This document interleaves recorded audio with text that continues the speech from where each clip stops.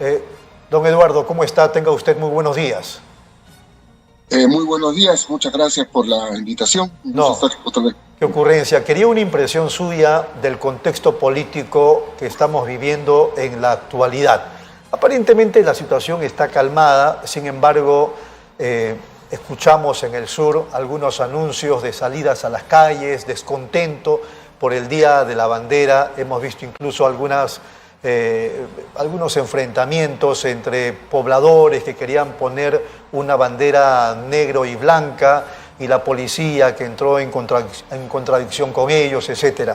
Y frente a ese contexto, que podría ser incluso hasta anecdótico, hemos visto en estos días la presencia de nuestra jefa de Estado ante la Fiscalía, no respondiendo o negándose a responder a los abogados de los deudos a propósito de los luctuosos hechos ocurridos en diciembre y enero pasados. ¿Cuál es su impresión, doctor? Bueno, yo creo que es una falsa impresión, una impresión superficial pensar que el país está calmándose, que la confianza se está recuperando, como ha dicho, creo, el ministro de Economía recientemente. No solo porque hay movimientos diversos como los que usted ha mencionado, sino porque hay una contundente, abrumadora y persistente mayoría en la opinión pública que sigue expresando su rechazo al gobierno de Dina Boluarte y más aún al Congreso. Las últimas encuestas son clarísimas en ese sentido y sería una pésima lectura de parte de los gobernantes el pensar de que porque no hay movilizaciones, tomas de carreteras o incidentes de esa magnitud, el país ya se resignó a que ellos nos continúen gobernando. En realidad eso ese argumento es muy pernicioso, incluso perverso, ¿no? Doctor Cáceres, yo me acuerdo, si no usted me corregirá, pues, yo me acuerdo en el gobierno de Toledo, creo que 4 años, si no es un poquito más, el jefe de Estado de ese entonces tenía un dígito de aprobación. Y el Congreso, por supuesto, tampoco tenía una gran aprobación, la desaprobación era mayor, pero terminó sus 5 años de gestión. ¿Por qué no pensar ahora que podría suceder lo mismo?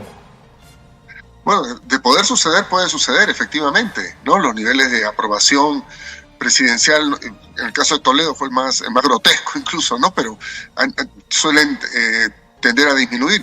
Pero aquí lo que hay es que si uno lee no solo las encuestas, que es lo que yo quería llamar la atención, sino simultáneamente la persistencia de movimientos menos visibles, como los que usted ha mencionado, ¿no? De los embanderamientos con banderas de luto, los procesos organizativos que son conocidos, están en las redes sociales, de múltiples regiones del país que han anunciado que volverán a marchar hacia Lima alrededor del mes de julio, del 19 de julio, 28 de julio, etcétera. Entonces uno tiene un cuadro completo de que hay una situación de tensión contenida probablemente, pero que puede en cualquier momento volver a presentarse, ¿no? Porque Toledo no tuvo pues 70 muertos en su haber, ¿no es cierto? Toledo era un gobierno mediocre, corrupto, desprestigiado, bajo el cual además las cifras económicas continuaron desarrollándose porque había una suerte de piloto automático en la economía. Y aquí lo que estamos viendo es que al malestar y al descontento ciudadano, a los movimientos sociales que están reorganizándose y preparándose para nuevas manifestaciones, se suma una situación económica bastante preocupante y el anuncio ya claro y contundente de que el país va a vivir una emergencia muy seria en el segundo semestre del año por la presencia de un fenómeno del Niño de alcance mundial. Entonces, claro, un gobierno como que ha sido incapaz de manejar los fenómenos climatológicos de inicio del año, que hoy es incapaz de manejar adecuadamente la epidemia que estamos viviendo en términos de la salud, va a colapsar simplemente en términos de lo que se viene por delante con una población que lo rechaza clara y rotundamente. Yo creo que ese es un dato fundamental, ¿no? Creo que no es el primer caso de un gobierno desprestigiado, es cierto, pero en este caso el desprestigio tiene razones y raíces muy profundas, ¿no? Que es muy difícil de revertir. Doctor Cáceres, vamos a ir a una brevísima pausa y seguimos, por favor. Regresamos. ¿Cómo no?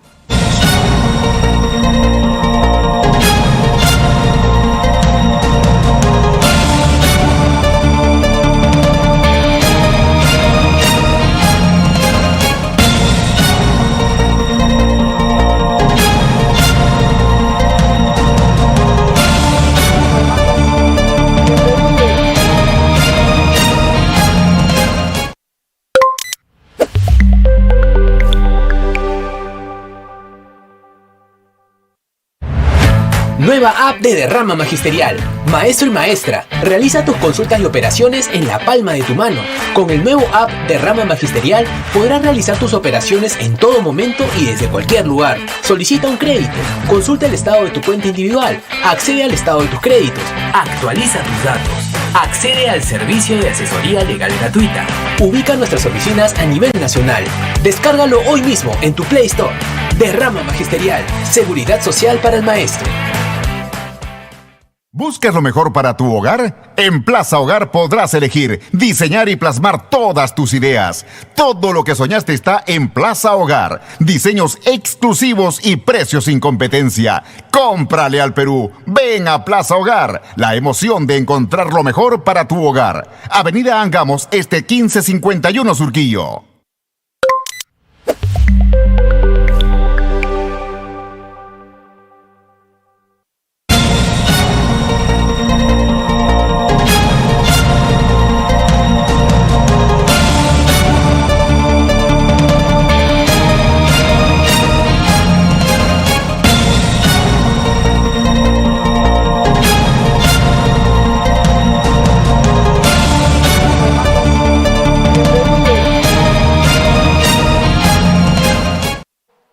Muy bien, seguimos aquí en Nativa Nos Conecta, esto es Pulso Informativo, estamos conversando con el doctor Eduardo Cáceres. Doctor Cáceres, vamos a hacer un balance de la gestión de la presidenta Boluarte en estos 6 meses de labor.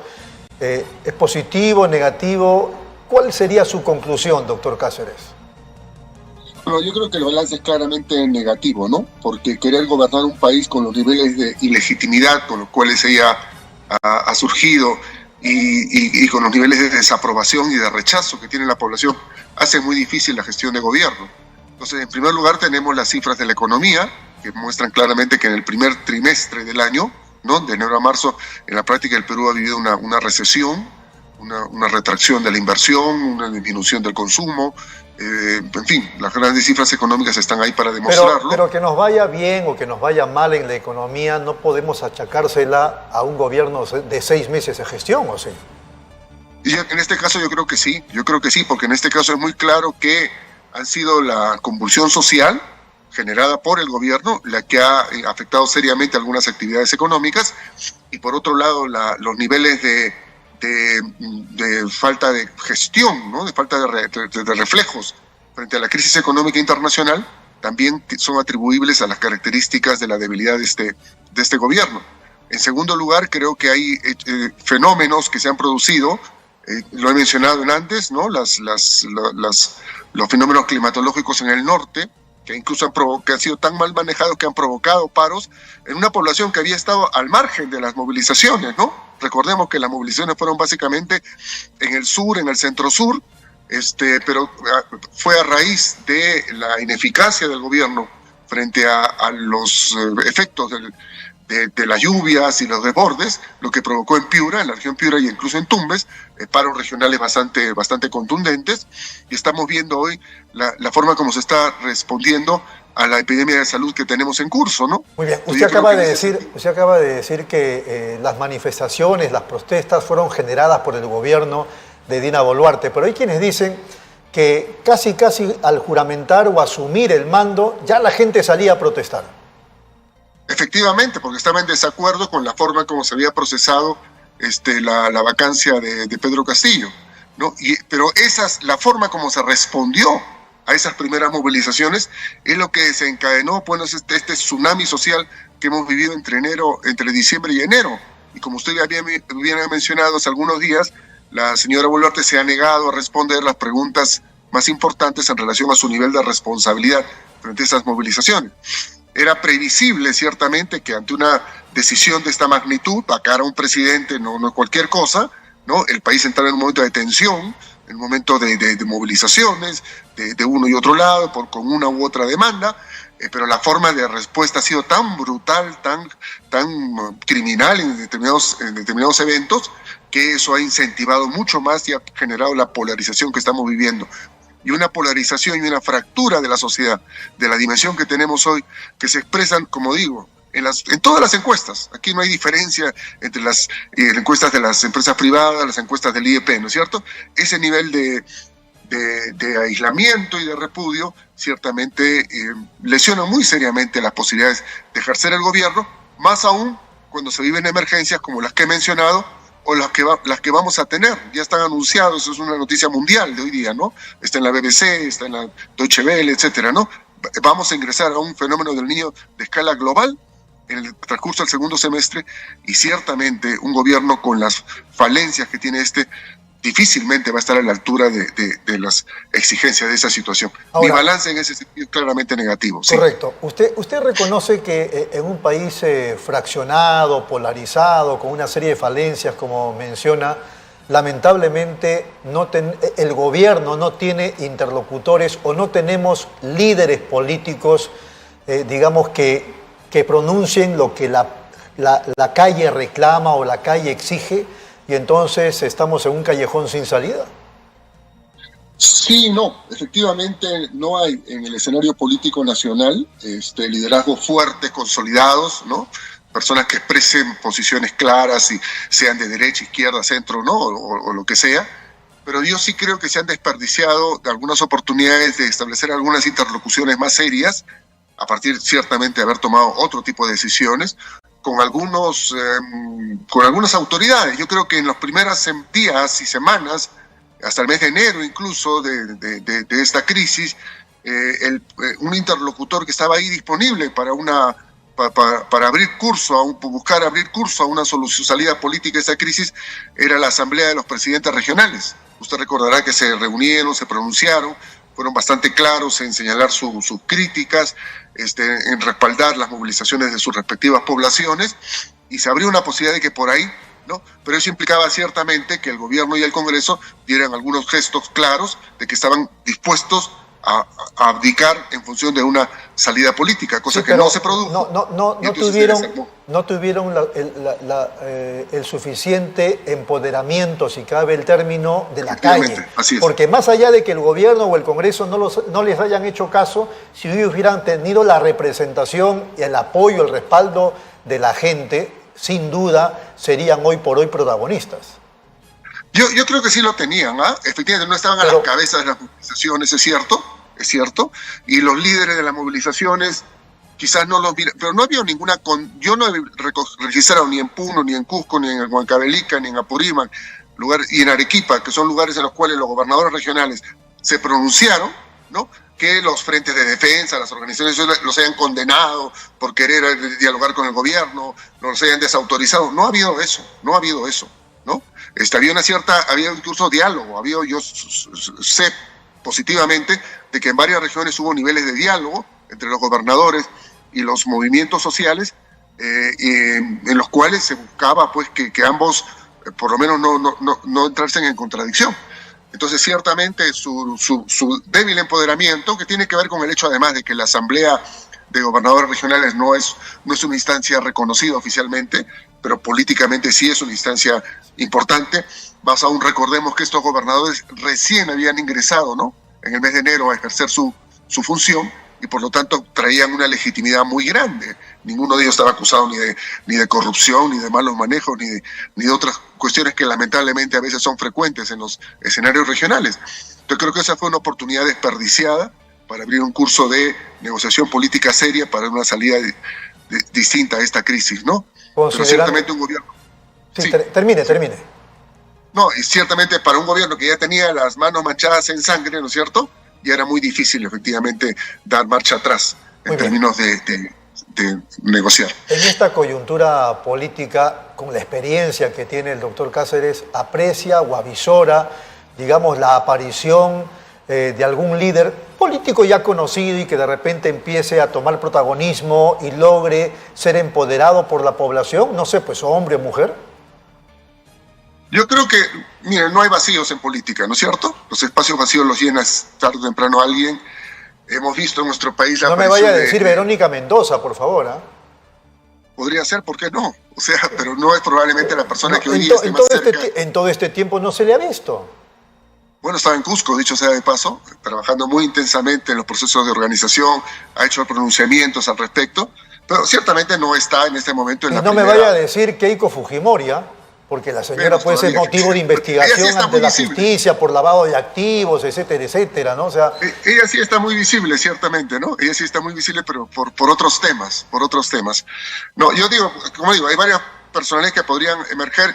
Yo creo sinceramente que lo más, no necesariamente factible, pero hay una posibilidad grande que de los propios movimientos, no necesariamente los líderes de los movimientos, pero de los espacios en los cuales estos movimientos se están desarrollando, que es básicamente sur y centro-sur del país, aparezcan algunas figuras que comiencen a canalizar y a expresar políticamente el reclamo que es más sociopolítico de las movilizaciones, ¿no? ¿y cuál debe ser el requisito de estas nuevas figuras políticas que aparezcan? Claro, yo sé, honesto, decente, pero ¿qué más?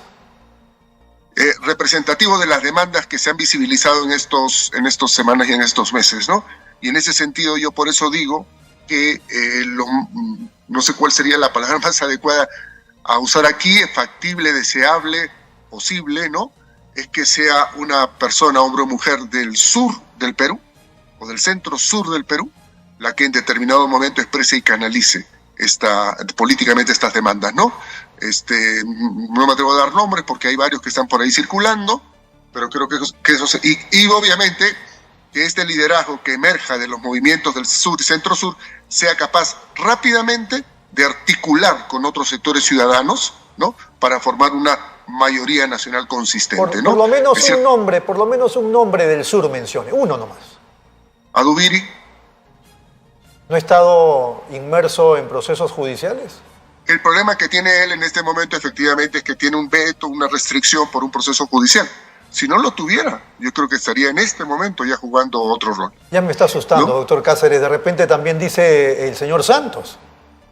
No, él está condenado. O el señor Él está Cerrón. preso y no, pero perdón, hay que diferenciar los casos, ¿no? Adubiri tiene un proceso judicial por un tema de lucha social, ¿sí? De lucha social, que no es el caso ni de Cerrón ni de Gregorio Santos, ¿no? Entonces creo que hay una diferencia cualitativa en ese sentido. Y ciertamente tiene una imagen de radical, extremista, todo lo que quieran, pero esas cosas creo que se pueden ir modulando de acuerdo con se desarrolla la circunstancia. No es que yo votaría por él en este momento, digamos, ¿no? No es mi candidato ni mucho menos, pero me pidió un nombre y yo le he dado un nombre. Muy bien, ¿no?